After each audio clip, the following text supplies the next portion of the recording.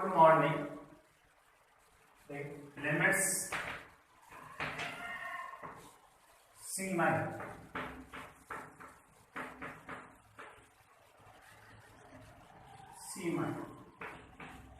Limits सी माई की अगर बात करें, देखिए एक सर्किल है, समझ देखो उसकी जिसकी रेडियस 7 सेंटीमीटर यानी सर्कम रेडियस त्रिज्या 7 सेंटीमीटर। मैं एक बहुभुज बनाऊं, उसमें उसकी भुजाओं की बात करें, नंबर ऑफ साइड बहुभुज की भुजाएं। जैसे मान लो मैंने 3 भुजा ली, कुछ इस टाइप से बने बहुभुज, ठीक है। मान लो अगर 3 भुजा ली मैंने, उस टाइप से बनेगा। 4 भुजा ली, इस टाइप से बनेगा। 5 भुजा ली, इस टाइप से बनेगा। 6 भुजा ली, इस टाइप से बनेगा। 7 भुजा, 8 भुजा, 9 भुजा। जैसे जैसे मैं बढ़ता जाऊं, एक कम ऐसी है कि सारे बिंदु इस परिधि पर, सर्कमफेरेंस पर, सारे बिंदु ऐसे बिंदु आई, कुछ भुजाएं ज्यादा हो, मतलब जैसे जैसे अपन वैल्यू बढ़ने वाले, ठीक है, एक्स नंबर ऑफ साइड बढ़ रहे अपन, ठीक है। इसका अप्रोचिंग बट नॉट अचीविंग। अपन इस अपना जो लक्ष्य है कि ये जो भुजा है जो सर्कमफेरेंस होनी चाहिए, यानी परिधि पे आने चाहिए सारे बिंदु। मतलब जैसे जैसे अपन बढ़ते नंबर बढ़ते जाएंगे, परिधि पे आते एक पॉइंट ऐसा आएगा, समथिंग वैल्यू हुई, ठीक है। जैसे इसके अगर रेडियस 7 है, इसकी सर्कमफेरेंस अगर ज्ञात करें, और फिर अगर बात करें नंबर ऑफ साइड यानी पॉलीगोनल बहुभुज की अगर बात करें, तो बहुभुज में भी अपने पास उसकी परिधि निकालें तो लगभग सेम आएगा, ठीक है। इसको हम अप्रोचिंग बट नॉट अचीविंग, अपन उसकी तरफ पहुंच तो रहे हैं, आप उसको अचीव नहीं कर पा रहे, ठीक है। अपना जो लक्ष्य है उसकी तरफ हम पहुंच रहे हैं, आपको ये परिधि जो है सर्कमफेरेंस जो है उस पर अगर आपको बिंदु फाइंड करना है, यानी इक्वल होना चाहिए दोनों, ठीक है। अप्रोचिंग बट नॉट अचीविंग, अपन उसको प्राप्त नहीं तो उसकी ओर बढ़ रहे अपन, ठीक है। अपने जो वैल्यू फाइंड करनी है, ठीक है, उसका जो सर्कमफेरेंस है यानी परिधि है उसकी ओर अपन बढ़ रहे। देखना ध्यान से, जैसे मैंने एक एग्जांपल लिया, यदि f of x is equal to x square minus 4 upon x minus 2। अब x square minus 4 upon x minus 2 देखे ध्यान से, तो यहाँ x आप लिखोगे x naught is equal to 2, x naught is equal to 2, x naught is equal to, जैसे मैं 2 पुट करने वाला, क्या पुट करने वाला 2, जैसे मैं 2 पुट करूंगा तो 2 माइनस 2 0, समथिंग नंबर को 0, 1 में 0 नॉट डिफाइंड, और जैसे ही 2 पुट करेंगे 2 का स्क्वायर 4, 4 माइनस 4 0 0 और 2 माइनस 2 0, ये तो 0 अपॉन 0 फॉर्म बनने वाला, और 0 अपॉन 0 इनडिटरमिनेट फॉर्म होती है, यानी अनिर्धारित रूप होता है, इनडिटरमिनेट फॉर्म अनिर्धारित, 0 अपॉन 0 नॉट डिफाइंड, अनिर्धारित रूप इनडिटरमिनेट फॉर्म, तो x square minus 4 upon x minus 2, इस वाले टर्म को मैंने सॉल्व किया, x माइनस 2 और x प्लस 2 अपॉन में x माइनस 2, ये कैंसिल हो जाएगा और ये f ऑफ x बन जाएगा,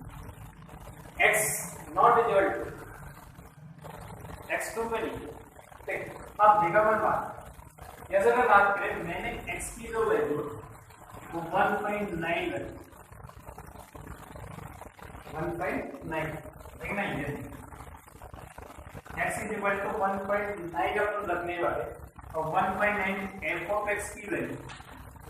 1.9 प्लस 2 कितना है 3.9 हमें x इज इक्वल टू 1.99 रखना 1.99 जैसे मैं f of x is equal to 1.99 plus 2 answer आएगा 3.99 x इज इक्वल टू 1.999 रख देता हूँ तो f ऑफ x की वैल्यू जो बनने वाली वो 3.999 बनने वाली x इज इक्वल टू 1.999 और 9 रख देता हूँ तो f of x is equal to 3.999 ऐसे आप वैल्यू रखते जाइए x की वैल्यू जैसे जैसे मैं 2 की तरफ चल रहा हूं x की value approaching the x approaching the 2 x की वैल्यू जैसे अपन 2 की हो अपना जो आंसर 3.9 3.99 3.999 3.99999 इसका अपना जो आंसर अचीविंग कर रहा है यानी f ऑफ x अचीविंग कर रहा है 4 समथिंग ठीक है जैसे जैसे मैं 2 ठीक है जैसे मैं 2 की ओर बढ़ रहा हूं ठीक है ये हम x इज इक्वल टू यहां से हम अंडर एंड लेके देखें ये अपने पास 2 ये 2 से पॉजिटिव वैल्यू है 2 से ग्रेटर वैल्यू ठीक है 2 से ग्रेटर और लेस वैल्यू सॉरी तो यह समझ जाइए जैसे जैसे मैं x को 2 की ओर लेके जा रहा हूं ठीक है मैं f ऑफ x की वैल्यू क्या है 4 समथिंग आ रही 3.9 3.99 3.999 3.999 ठीक है लेकिन जैसे जैसे मैं इसको x की ओर पर बढ़ रही ठीक है मैं 2 की तरफ जा रहा हूं ठीक है मूविंग द पॉइंट ऑफ 2 मैं 2 की तरफ पॉइंट मूव कर रहा है f ऑफ x की वैल्यू 4 की ओर ठीक है फिर मैं बात करूं यदि x इज इक्वल टू 2.1 लगा मैं 2.1 लगा पर 2.1 का ऊपर कितना आएगा 4.1 तो plus 2.1 4.1 x is equal to 2.01 रख देता हूं तो आंसर आएगा 4.01 x इज इक्वल टू 2.02 तो आंसर आएगा 4.02 सॉरी 01 तो आंसर आएगा 2.01 4.001 अब x इज इक्वल टू 2.0001 रख देता हूं तो यहां से जो वैल्यू होगी f ऑफ x की वैल्यू है देना है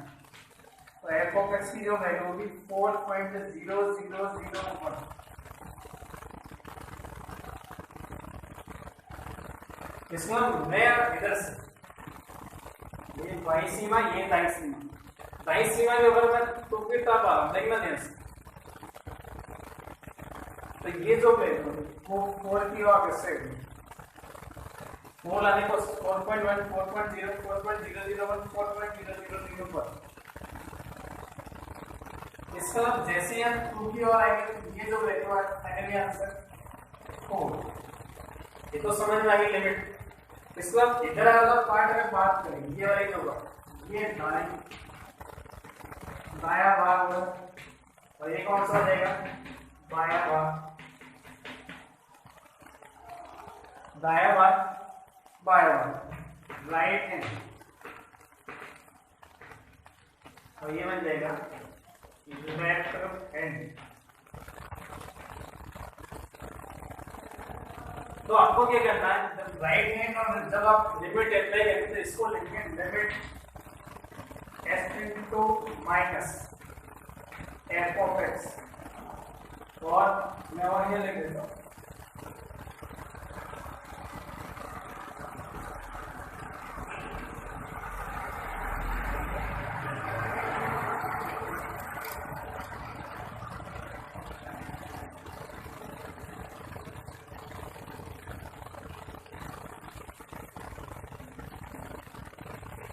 देखना ध्यान से limit S tends to minus, ठीक है, f of x is equal to right वाला, तो राइट हैंड लिमिट बोलेंगे, सॉरी लेफ्ट हैंड लिमिट वाई सी में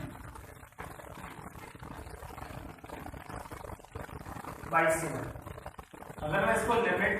S tends to plus f of x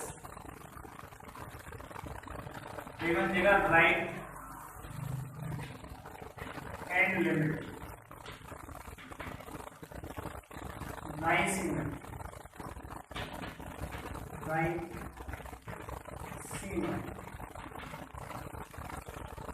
ये वाई सीमा, ये दाई सीमा। अब लिमिट कब विद्वान होगी, एग्जिट कब करेगी,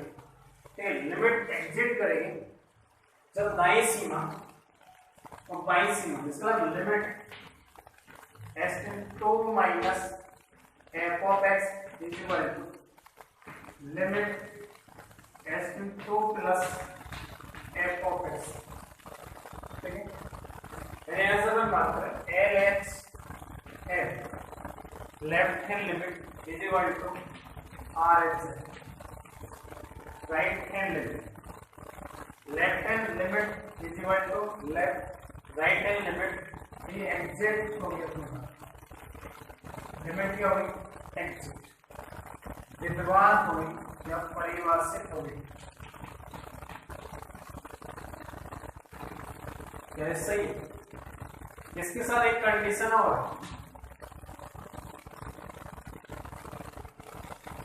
ये दोनों इक्वल तो होने चाहिए, ठीक है, इक्वल एंड फाइनाइट वैल्यू होनी चाहिए, इक्वल एंड फाइनाइट यानी समान एवं परिमित, समान एवं परिमित वैल्यू होनी चाहिए, यानी वो समान होने चाहिए, आर एच एल और L H L, R H L L H L दाई सीमा और बाई सीमा दोनों की वैल्यू समान होनी चाहिए, लेकिन कैसी होनी चाहिए, परिमित होनी चाहिए। जैसे मान लो किसी फंक्शन में limit S tends to plus और F of x is equal to infinity है, क्या है इनफिनिटी, ये वैल्यू फाइनाइट, ये वैल्यू फाइनाइट नहीं है, इनफाइनाइट वैल्यू, जबकि वैल्यू क्या होनी चाहिए, फाइनाइट। और सब अगर मैंने limit S tends to minus f of x लिखा और तो भी इंफिनिटी आ गई, सब दोनों वैल्यू बराबर आ गई, इंफिनिटी और इंफिनिटी, तो लिमिट एग्जिट होगी नहीं, वैल्यू क्या होनी चाहिए, परिमित यानी फाइनाइट वैल्यू होनी चाहिए अपने पास। लिमिट तभी एग्जिट करेगी जब क्या होनी चाहिए, फाइनाइट होगी। तो लिमिट की जो मैथमेटिकल रूप में जो अपन लिखेंगे तो ये कंडीशन लिखते हैं, limit S tends to minus f of x is equal to limit S tends to plus f of x, दोनों इक्वल एंड फाइनाइट यानी समान एवं परिमित होने चाहिए, वैल्यू समान आनी चाहिए और क्या आनी चाहिए, परिमित आनी चाहिए, तभी जाके ये परिभाषित होगा। तो जब आप लिमिट परिभाषित करेंगे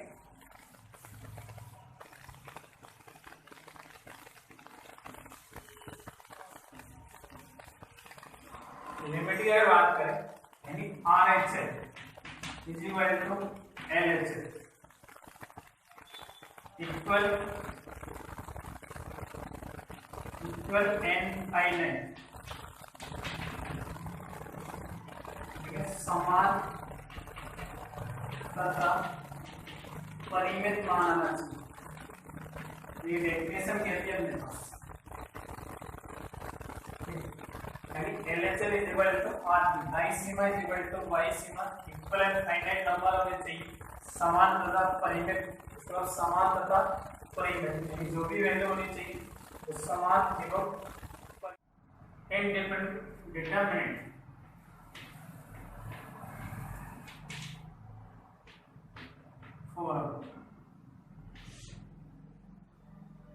निर्धारित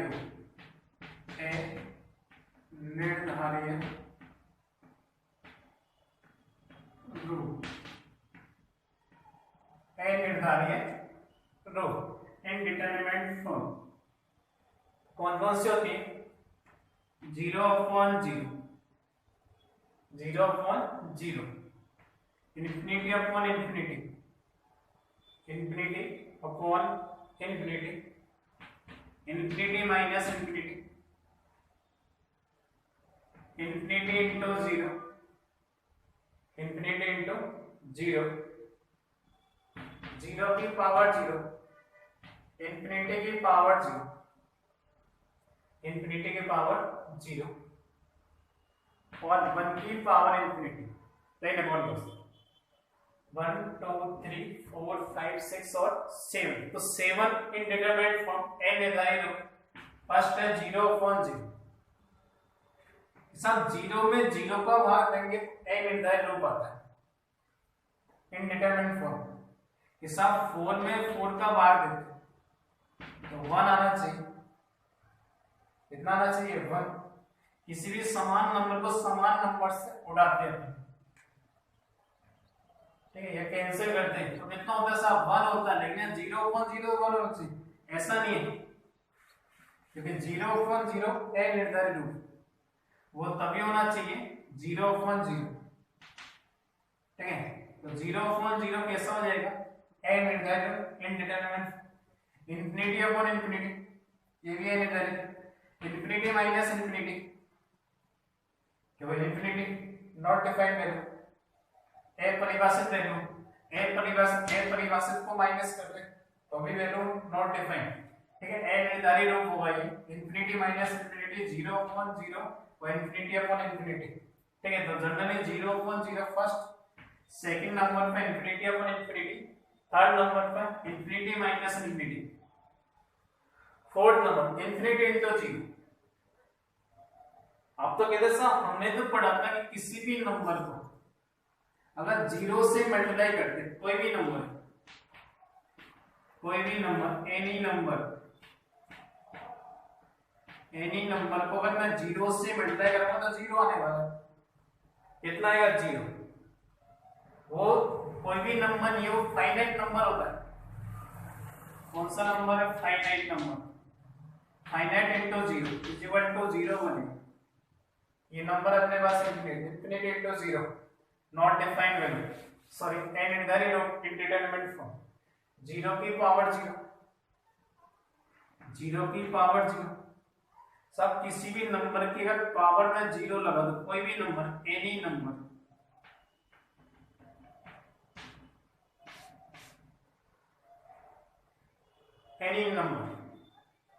और एनी नंबर की पावर 0 होगी तो आंसर 1 आएगा। इसका मतलब ये नॉन जीरो नंबर होता है, ऐसा क्या है? नॉन जीरो की पावर 0 होगी, इनडिटरमिनेट फॉर्म बनेगा, नॉन जीरो की पावर 0। अगला इंफिनिटी की पावर 0, ये 4 हो जाएगा, ये 5 और 6, इंफिनिटी की पावर 0, तो सब यही बात आ गई। इसलिए non zero and finite number, non zero and finite है, शून्य नहीं हो सकता, और परिमित फाइनाइट नंबर की पावर 0 होगी तो आंसर 1 आएगा। यानी 0 के अलावा कोई भी नंबर हो या फाइनाइट नंबर उसकी पावर 0 का तो आंसर 1 आता है। इसलिए इंफिनिटी की पावर 0, इंफिनिटी की पावर 0, इंफिनिटी की पावर 0 इंडिटरमिनेट,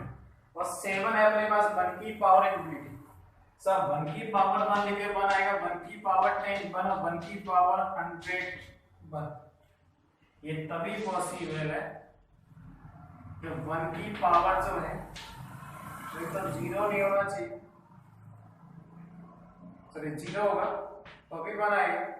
ठीक है। इसका मतलब फाइनाइट नंबर होगा, 1 की पावर फाइनाइट नंबर है तो 1 आने वाला,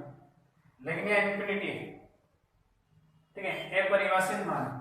इसलिए अपने पास इंडिटरमिनेट फॉर्म में जो वैल्यू है वो 7 वैल्यू है, 0 upon 0, infinity upon infinity, infinity minus infinity, infinity into 0, 0 की पावर 0, इंफिनिटी की पावर 0 और 1 की पावर इंफिनिटी,